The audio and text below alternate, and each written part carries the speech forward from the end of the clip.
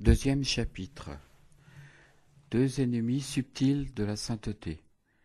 Dans ce cadre, je voudrais attirer l'attention sur deux falsifications de la sainteté qui pourraient nous faire dévier du chemin, le gnosticisme et le pélagianisme. Ce sont deux hérésies apparues au cours des premiers siècles du christianisme, mais qui sont encore d'une préoccupante actualité. Même aujourd'hui, les cœurs de nombreux chrétiens, peut-être sans qu'ils s'en rendent compte, se laissent séduire par ces propositions trompeuses. En elles s'exprime un immanentisme anthropocentrique déguisé en vérité catholique.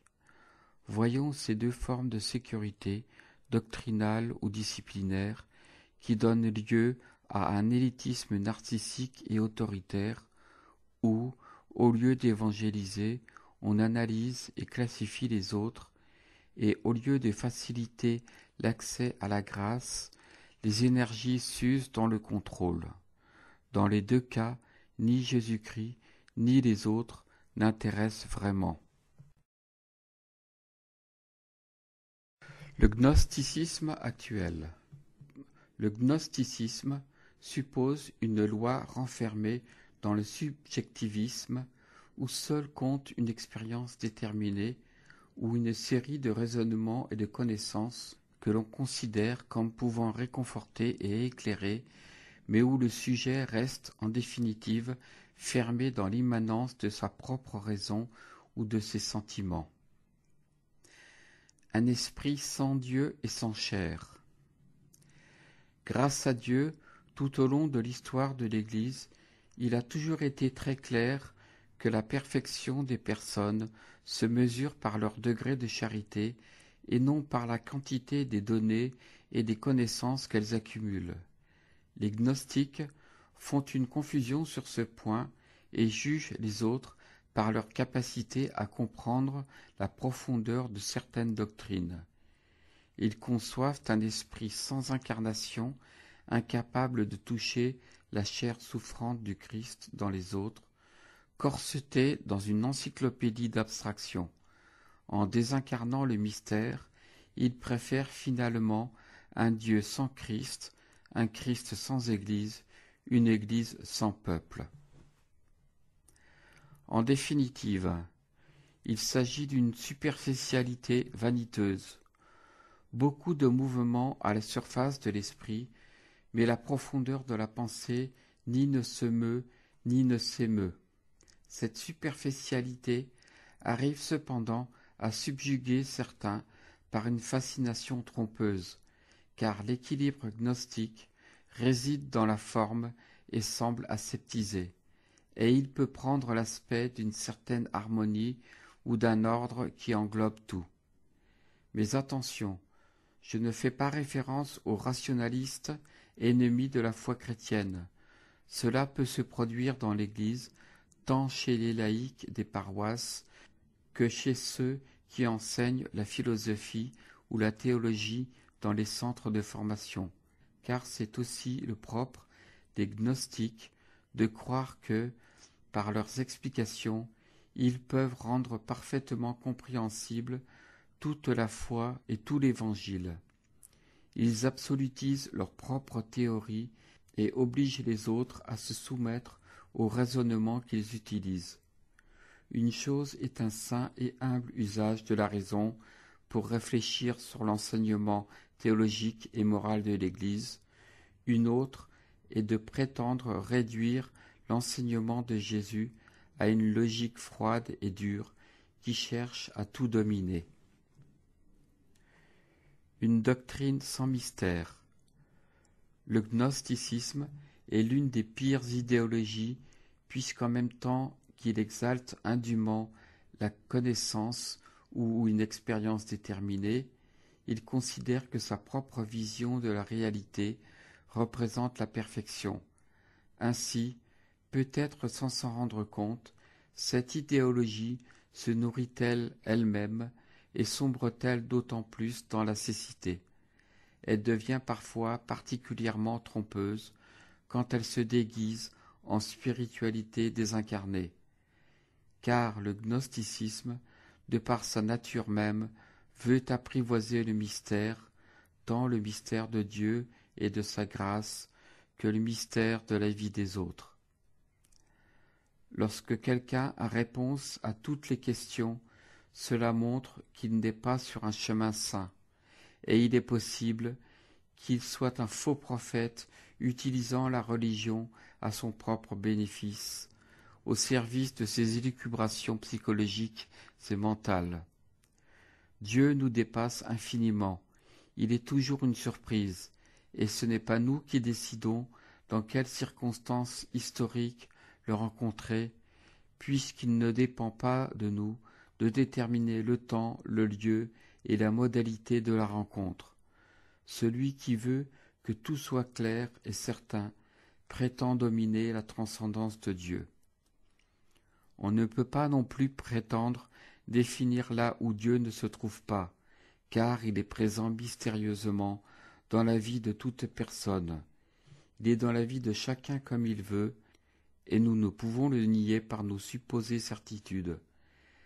Même quand l'existence d'une personne a été un désastre, même quand nous la voyons détruite par les vices et les addictions, Dieu est dans sa vie. Si nous nous laissons guider par l'Esprit plus que par nos raisonnements, nous pouvons et nous devons chercher le Seigneur dans toute vie humaine. Cela fait partie du mystère que les mentalités gnostiques finissent par rejeter parce qu'elles ne peuvent pas le contrôler. Les limites de la raison. Nous ne parvenons à comprendre que très pauvrement la vérité que nous recevons du Seigneur. Plus difficilement encore, nous parvenons à l'exprimer. Nous ne pouvons donc pas prétendre que notre manière de la comprendre nous autorise à exercer une supervision stricte sur la vie des autres. Je voudrais rappeler que dans l'Église cohabitent à bon droit diverses manières d'interpréter de nombreux aspects de la doctrine et de la vie chrétienne qui, dans leur vérité, aident à mieux expliquer le très riche trésor de la parole. En réalité, à ceux qui rêvent d'une doctrine monolithique défendue par tous sans nuance, cela peut sembler une dispersion imparfaite. Précisément, certains courants gnostiques ont déprécié la simplicité si concrète de l'Évangile et ont cherché à remplacer le Dieu trinitaire et incarné par une unité supérieure où disparaissait la riche multiplicité de notre histoire. En réalité, la doctrine, ou mieux, notre compréhension et expression de celle-ci, n'est pas un système clos, privé de dynamique capable d'engendrer des questions, des doutes, des interrogations, et les questions de notre peuple, ses angoisses, ses combats, ses rêves, ses luttes, ses préoccupations, possèdent une valeur herméneutique que nous ne pouvons ignorer si nous voulons prendre au sérieux le principe de l'incarnation. Ces questions nous aident à nous interroger, ces interrogations nous interrogent. Il se produit fréquemment une dangereuse confusion. Croire que parce que nous savons quelque chose ou que nous pouvons l'expliquer selon une certaine logique, nous sommes déjà saints, parfaits, meilleurs que la masse ignorante. Saint Jean-Paul II mettait en garde ceux qui dans l'Église ont la chance d'une formation plus poussée contre la tentation de nourrir un certain sentiment de supériorité par rapport aux autres fidèles. Mais en réalité, ce que nous croyons savoir devrait être toujours un motif pour mieux répondre à l'amour de Dieu, car on apprend pour vivre, théologie et sainteté sont un binôme inséparable. Quand saint François d'Assise a vu que certains de ses disciples enseignaient la doctrine, il a voulu éviter la tentation du gnosticisme. Il a donc écrit ceci à saint Antoine de Padoue. « Il me plaît que tu lises la théologie sacrée aux frères, pourvu que, dans l'étude de celle-ci, tu n'éteignes pas l'esprit de sainte oraison et de dévotion.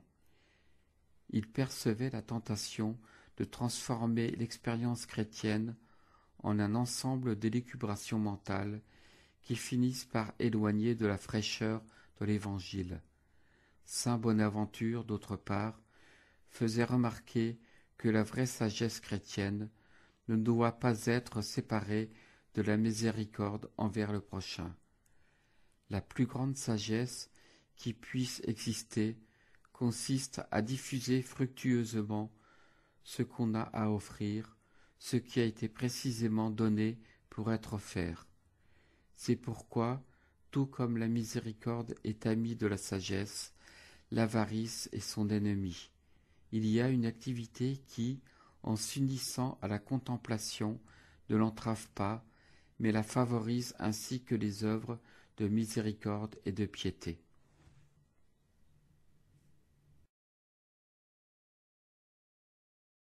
Le pélagianisme actuel. Le gnosticisme a donné lieu à une autre vieille hérésie qui est également présente aujourd'hui. À mesure que passait le temps, beaucoup ont commencé à reconnaître que ce n'est pas la connaissance qui nous rend meilleurs ni saints, mais la vie que nous menons. Le problème, c'est que cela a dégénéré subtilement, de sorte que l'erreur même des gnostiques s'est simplement transformée, mais n'a pas été surmontée. Car le pouvoir que les gnostiques attribuaient à l'intelligence, certains commencèrent à l'attribuer à la volonté humaine, à l'effort personnel. C'est ainsi que sont apparus les pélagiens et les semi-pélagiens. Ce n'était plus l'intelligence qui occupait la place du mystère et de la grâce, mais la volonté. On oubliait qu'il n'est pas question de l'homme qui veut ou qui court, mais de Dieu qui fait miséricorde. Romains 9, 16. Et que lui nous a aimés le premier. 1 Jean 4, 19. Une volonté sans humilité.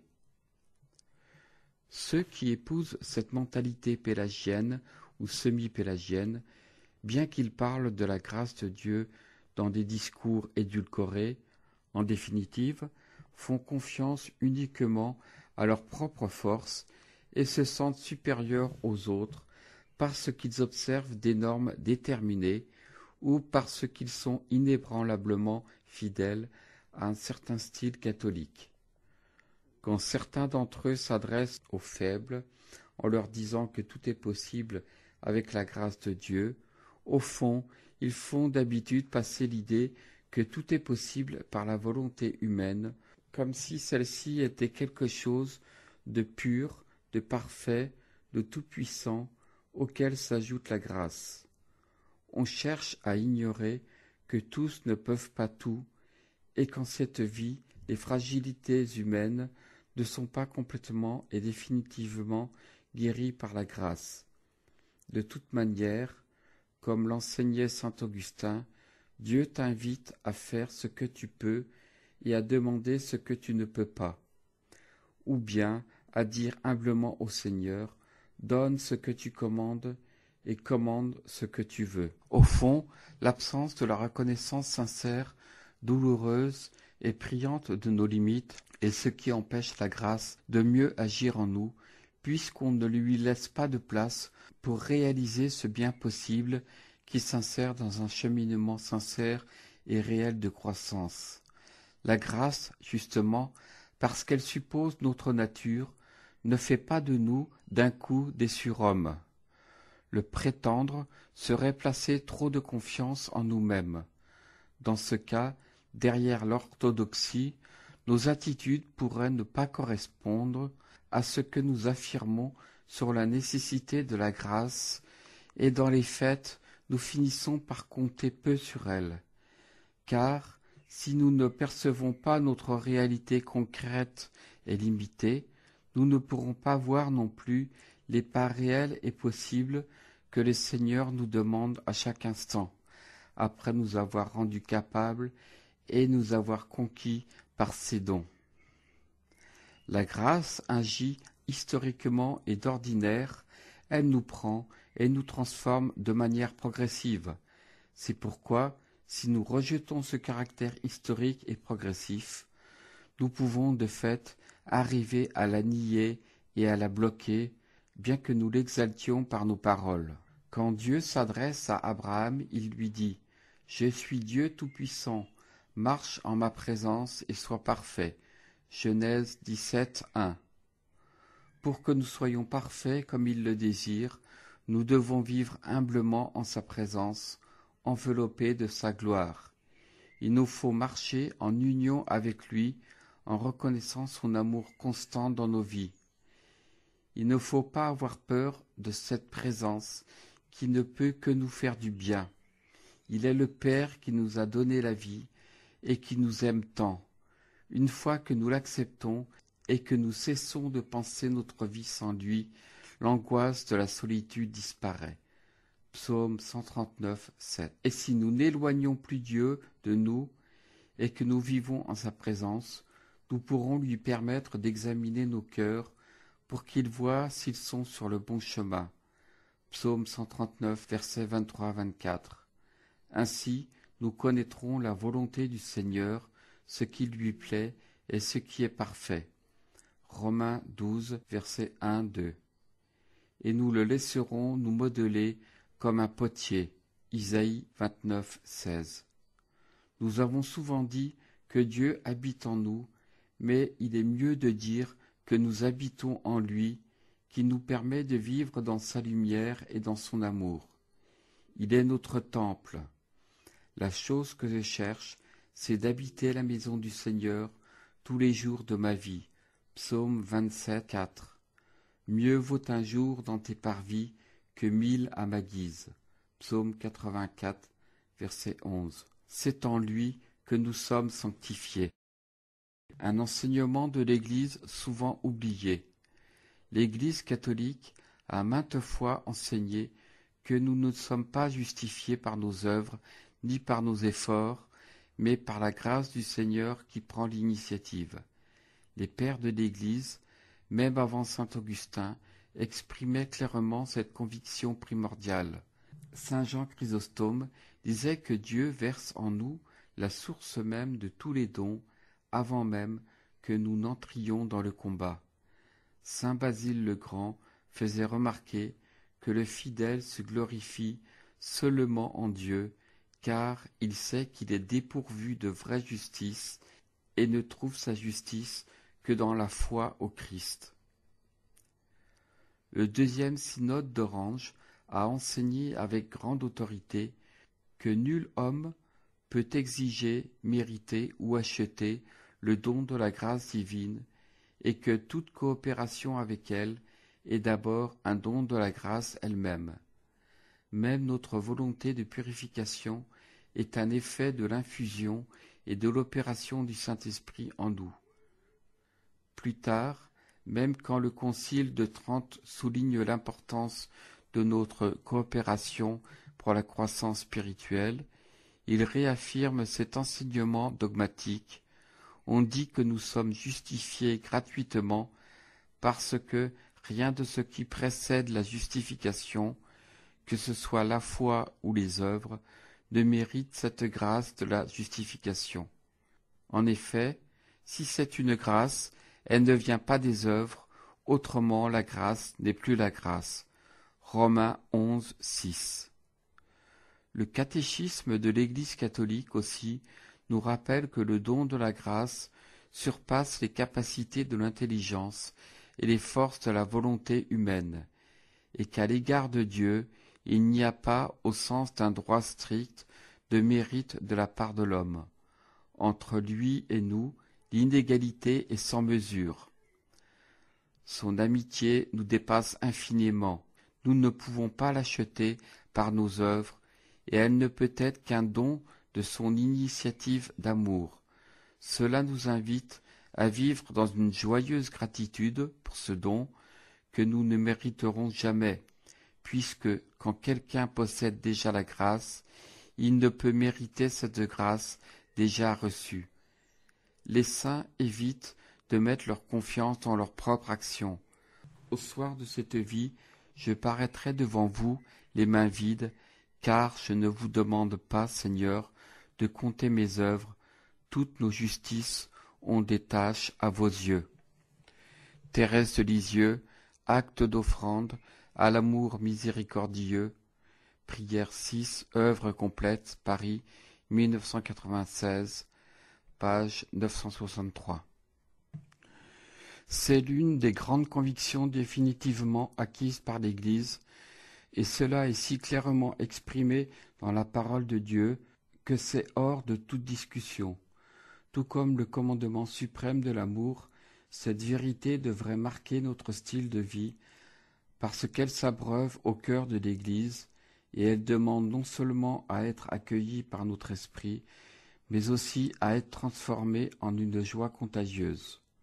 Cependant, nous ne pourrons pas célébrer avec gratitude le don gratuit de l'amitié avec le Seigneur si nous ne reconnaissons pas que même notre existence terrestre et nos capacités naturelles sont un don. Il nous faut accepter joyeusement que notre être soit un don et accepter même notre liberté comme une grâce. C'est ce qui est difficile aujourd'hui dans un monde qui croit avoir quelque chose par lui-même, fruit de sa propre originalité ou de sa liberté. C'est seulement à partir du don de Dieu, librement accueilli et humblement reçu, que nous pouvons coopérer par nos efforts à nous laisser transformer de plus en plus. Il faut d'abord appartenir à Dieu. Il s'agit de nous offrir à celui qui nous devance, de lui remettre nos capacités, notre engagement, notre lutte contre le mal et notre créativité, pour que son don gratuit grandisse et se développe en nous. Je vous exhorte, frères, par la miséricorde de Dieu, à offrir vos personnes en hostie vivante, sainte, agréable à Dieu. Romains 12:1. D'autre part, l'Église a toujours enseigné que seule la charité rend possible la croissance dans la vie de la grâce, car si je n'ai pas la charité, je ne suis rien. 1 Corinthiens 13:2. Les nouveaux pélagiens. Il y a encore des chrétiens qui s'emploient à suivre un autre chemin, celui de la justification par leur propre force, celui de l'adoration de la volonté humaine et de ses propres capacités, ce qui se traduit par une autosatisfaction égocentrique et élitiste, dépourvue de l'amour vrai. Cela se manifeste par de nombreuses attitudes apparemment différentes. L'obsession pour la loi, la fascination de pouvoir montrer des conquêtes sociales et politiques, l'ostentation dans le soin de la liturgie, de la doctrine et du prestige de l'Église, la vaine gloire liée à la gestion d'affaires pratiques, l'enthousiasme pour les dynamiques d'autonomie et de réalisation autoréférentielle.